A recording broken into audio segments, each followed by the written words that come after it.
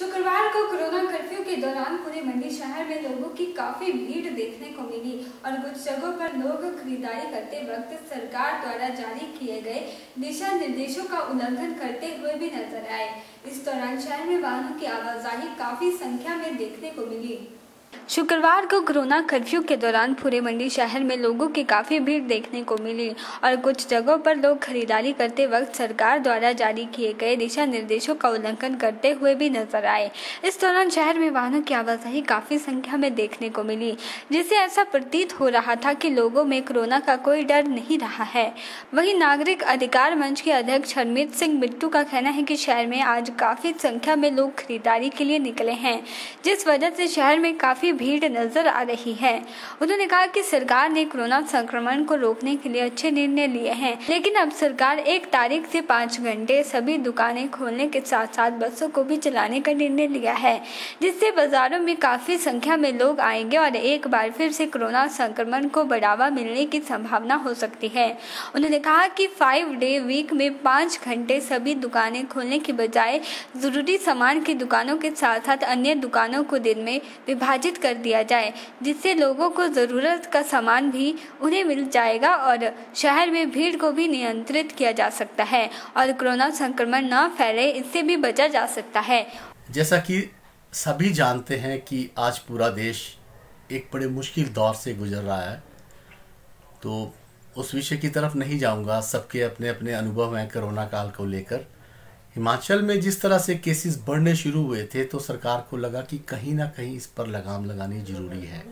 तो सरकार के सामने 2-3 मॉडल थे। एक महाराष्ट्र का मॉडल था, एक दिल्ली का मॉडल था, जहां पे लॉकडाउन लगने के बाद काफ़ी स्थिति जो थी वो ठीक आ गई थी। तो इसी मॉडल को ध्यान में रखते हुए और इसी स्ट्रैटेजी को ध्यान में रखते हुए सरकार को लगा कि हिमाचल में भी लॉकडाउन जो है वो अवश्यंभावी हो गया है। तो उसको ध्यान में रखते हुए 6 नाइट से और 7 तारीख से जो था ये लॉकडाउन हिमाचल में लगा दिया गया था। 1-2 ट्रेड छोड़ के एसेंशियल कमोडिटीज़ थी उसमें, और अपना कुछ एक ट्रेड्स को तो पार्शियली उसमें समय दिया गया बाद में। तो अब जब 20-22 दिन के बाद सरकार ये निर्णय लेने जा रही है और लग भी रहा है कि कहीं ना कहीं जो अनलॉक 1 की तरफ हम बढ़ रहे हैं, तो ये सरकार का प्रयास है कि लोगों को राहत दी जाए और राहत देनी बनती भी है, इसमें कोई दो राय नहीं है। लोग बहुत दिनों से 20-22 दिनों से कुछ ट्रेड तो ऐसे हैं जो बिल्कुल घरों में ही बैठे हुए हैं, और जिन्होंने सामान लेना है वो लोग भी घरों में बैठे हैं और उनके कार्य भी रुके हुए हैं। लेकिन अब सबसे बड़ी बात यह है कि नॉर्मल दिनों में भी बाज़ार में जो भीड़ देखने में आ रही थी, तो वो स्थिति देख के और जब सरकार का ये फार्मूला देखा जाए कि 5 और 5 घंटे 5 दिन का जो फार्मूला है सभी ट्रेड के लिए, उस चीज़ को ध्यान में रखते हुए ऐसा लग रहा है कि कहीं एक विस्फोट ना हो जाए, भीड़ का विस्फोट ना हो जाए और इतना विस्फोट ना हो जाए कि वो संभालना मुश्किल हो जाए।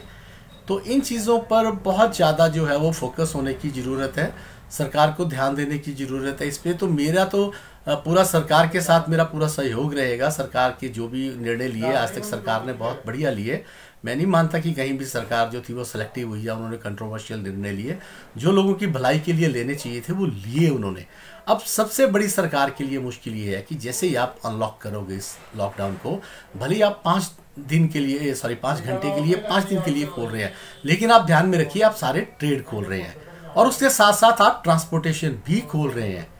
तो भीड़ के दोनों कारण जो है वो भीड़ को पैदा करेंगे। तभी मैंने ये विस्फोट शब्द जो है इस्तेमाल किया है। तो मेरे ध्यान में या मेरी राय में अपनी ये था कि सरकार इस 5 में अगर एक 5 और जोड़ दे, तो मुझे लगता है भीड़ को भी और लोगों को भी राहत इससे मिलेगी। 5 घंटे 5 दिन 5 ट्रेड। अगर ट्रेडों को जितने भी मुश्किल से कितने ट्रेड है हमारे पास, 15 या 16 या ज़्यादा से ज़्यादा 20 ट्रेड होंगे, मुझे नहीं लगता 20 ट्रेड भी होंगे। तो इन ट्रेड्स को अगर इस तरह से रोटेट किया जाए और उनको अल्टरनेटिव डेज में अगर इसको शुरुआत में कुछ दिन के लिए इस तरह से एक्सपीरियंस किया जाए या ट्रायल किया जाए, तो मुझे लगता है कि जो एकदम से भीड़ आने की आशंका है वो काफ़ी हद तक कम हो जाएगी। ओरिएंटल टाइम्स के लिए आदर्श यादव की रिपोर्ट।